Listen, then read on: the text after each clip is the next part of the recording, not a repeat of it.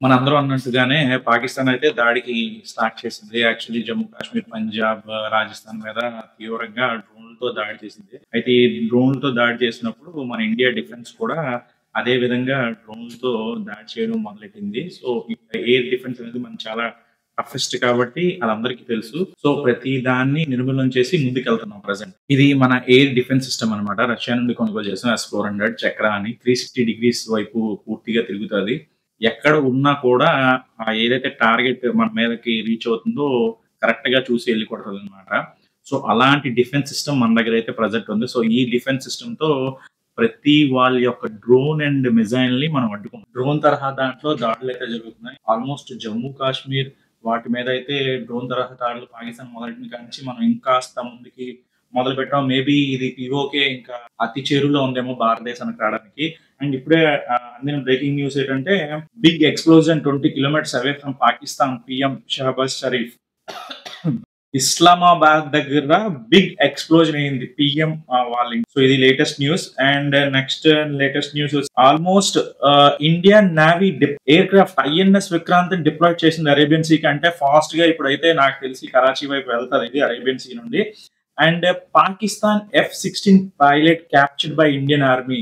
దాన్ని shot down చేసి ఆ ఇండియన్ పాపం పాకిస్తాన్ సోల్జర్ ఎవరైతే ఉన్నారో దొరికిసారట. And operation Sindhu 2 starts. Maybe POK shortly మనం చెప్పుకున్నట్టు అతి తక్కువ టైంలోనే మనకి అంది. ఈ టైంలో చాలా రద్దీ ప్లేస్లకి ఎవరు వెళ్ళొద్దంటున్నారు. ఎందుకంటే ఇప్పుడే అందిన ఇంకో బ్రేకింగ్ న్యూస్ ఏంటంటే పాకిస్తాన్ కోసం పనిచేస్తున్నారనే అనుమానంతో జంగ్రీలో పాకిస్తాన్ ఉగ్రవాదులు దేనే ఖాన్, మరీద్ ఖాన్, రబాన్ ఖాన్, రాజస్థాన్‌కి చెందిన షాహిద్ అలీ మరియు పశ్చిమ బెంగాల్‌కి చెందిన షేక్ సోనోలు పోలీసులకి ఇటీవల అరెస్ట్ చేశారంట. 0.5 ఫ్రంట్ పోలీసులు చాలా పూర్తిగా చురుగ్గా అంటే స్టేట్‌లో పోలీసులు కూడా చాలా చక్కగా ఉన్నారని చెప్తున్నారు.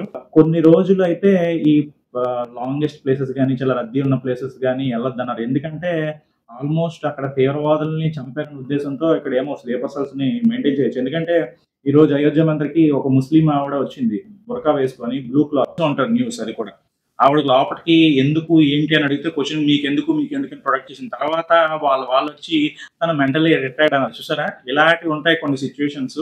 సో, దయచేసి పెద్ద పెద్ద గుళ్ళకి వెళ్ళడానికి ఉన్నప్పుడు కొద్దిగా జాగ్రత్తలు తీసుకోండి. అండ్ రద్దీగా ఉన్న ఏరియాలో అయితే మాత్రం డెఫినిట్‌గా వెళ్ళొద్దు. ఎందుకంటే ఏ క్షణానైనా వార్ డిక్లేర్ చేయొచ్చు. ప్రెజెంట్ అయితే మనది కూడా చూసారా ఇక్కడ నుండి అన్ని అటాక్స్ అనేది మన దగ్గర నుండి జరుగుతున్నాయి. ఇస్లామాబాద్, రావల్పిండి, లాహోర్ మీద టోటల్ అటాక్స్ అయితే మనకు జరిగిపోయి ఇవన్నీ కూడా సో పాక్ నుండి వస్తుంది. అండ్ మన ఐఎన్ఎస్ విక్రాంత్ అయితే ఇటు నుండి ఇలా వచ్చి ఇక్కడ బ్లాక్ చేయబోతుంది. అరేబియన్ సీ నుండి ఐఎన్ఎస్ విక్రాంత్ కూడా దాడి చేయడానికి స్టార్ట్ చేసిందనమాట. సో చాలా జాగ్రత్తగా ఉండాలి. ప్రతి స్టేట్స్ కూడా కొద్దిగా ఇంటర్నల్ కూడా స్లీపర్ సెల్స్ ఉండొచ్చని అంచనా.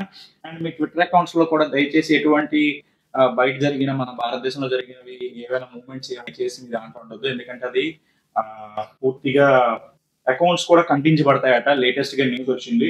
సో దాంట్లో కూడా అండ్ చూసినట్టయితే చూసారు కదా అటాక్ అయితే జరుగుతుంది డ్రోన్స్ అటాక్స్ తో పూర్తిగా. ఇంకొక breaking news drone attack Jaisalmer లో చాలా పెద్ద అటాక్ జరిగిందని చెప్తున్నారు. సో చాలా పెద్ద ఎక్స్ప్లోజింగ్ కూడా అక్కడ పేలిందని చెప్తున్నారు. అయితే ఇక్కడ చూసినట్టయితే అక్కడ ఆర్మీ అనే కాదు ఫర్ ఎగ్జాంపుల్ పీఎం కూడా పాకిస్తాన్ పీఎం బంకర్ల కింద దాక్కున్న పరిస్థితి. రెచ్చగొట్టడం ఎందుకు? భారతదేశం వస్తే దాక్కోవడం ఎందుకు? సో అక్కడ మరి ఆర్మీ ఎవరైతే హెడ్ ఉంటాడో తను కూడా కనబడట్లేదని సమాచారం వచ్చింది. సో చూద్దాం ఈ విధంగా ఉన్నట్టయితే ఒక 7-6 రోజుల్లో మనం పాకిస్తాన్ మనది అయిపోద్ది అనిపిస్తుంది. బట్ ముందుగా పీఓకే అయితే మనకు ముందుగా రావాలి. అప్పుడే కదా మనం 100% అనేది టెర్రరిజాన్ని ఇంకా అందం చేయడానికి చాలా ఛాన్సెస్ ఉంటాయి. ప్రతి స్టేట్ లో అయితే హై అలర్ట్ ప్రకటించారు. ఆల్రెడీ పాకిస్తాన్ మీడియా కూడా ఇప్పుడు డైరెక్ట్ గా వాళ్ళ యొక్క ఫ్లైట్స్ అయితే కూలిపోవడం జరిగింది. ఇది పక్కా ఇండియా అయితే షాట్ డౌన్ చేసిందని కూడా యాక్సెప్ట్ చేసింది.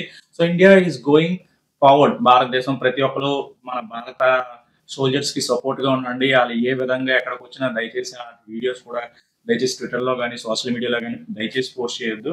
బట్ మనం ఇంత చక్కగా ముందుకు వెళ్తున్నాం అంటే అదంతా కారణం ఇండియా యునైటెడ్ గా టెర్రరిజం మీద దాడి చేస్తుంది. సో దీన్ని ఎవ్వరు కూడా వేరే విధంగా తీసుకెళ్లొద్దు భారతీయులందరూ కూడా. అండ్ ప్రత్యేకించి బయట దేశాలు కూడా మనం సపోర్ట్ చేస్తున్నాయంటే టెర్రరిజం అనేది ప్రపంచానికి ఎంత భయానకరంగా ఉందో అర్థమైంది.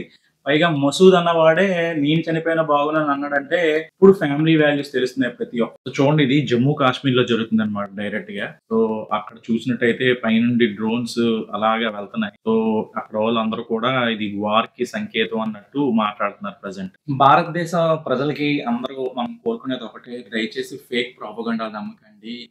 పాక్ మీడియా గానీ సోషల్ మీడియాలో చాలా ఫేక్ ప్రాపగండా ఉంది. అలాగే భారతదేశంలో కొంతమంది వాళ్ళకి నచ్చే వాళ్ళు కూడా వీడియోలు ప్రవేశపెట్టి వాళ్ళకి ఏదో అన్యాయం జరుగుతుందని ఉంటాయి. సో ఫేక్ వీడియోస్ నమ్మొద్దు, ఎందుకంటే వాళ్ళ టీమే ఒప్పుకున్నాడు. ఇండియాలోనే సోషల్ మీడియా ఎక్కువ చెప్తుంది పాకిస్తాన్ వాళ్ళే మంచిగా పోరాడుతున్నారని. సో దాన్ని బట్టి అర్థం చేసుకోండి. బట్ ఇండియా చాలా ధీట్ గా సమాధానం చెప్తుంది ప్రతి దగ్గర కూడా. So Pakistan JF-17 air crafts down అయ్యి అది పాకిస్తాన్ లో కూడా యాక్సెప్ట్ చేశారు, డౌన్ అయ్యి. సో డ్రోన్స్ తో చాలా చక్కగా మన వాళ్ళు యాంటీ మిజైల్ సిస్టమ్ వాడుతూ ముందుకు వెళ్తున్నారు. మేబీ ఒక 2-3 డేస్ లో POK మన అవుద్దేమో అని అనిపిస్తుంది. మీకేమనిపిస్తుందో కామెంట్స్ లో చెప్పండి. జై హింద్.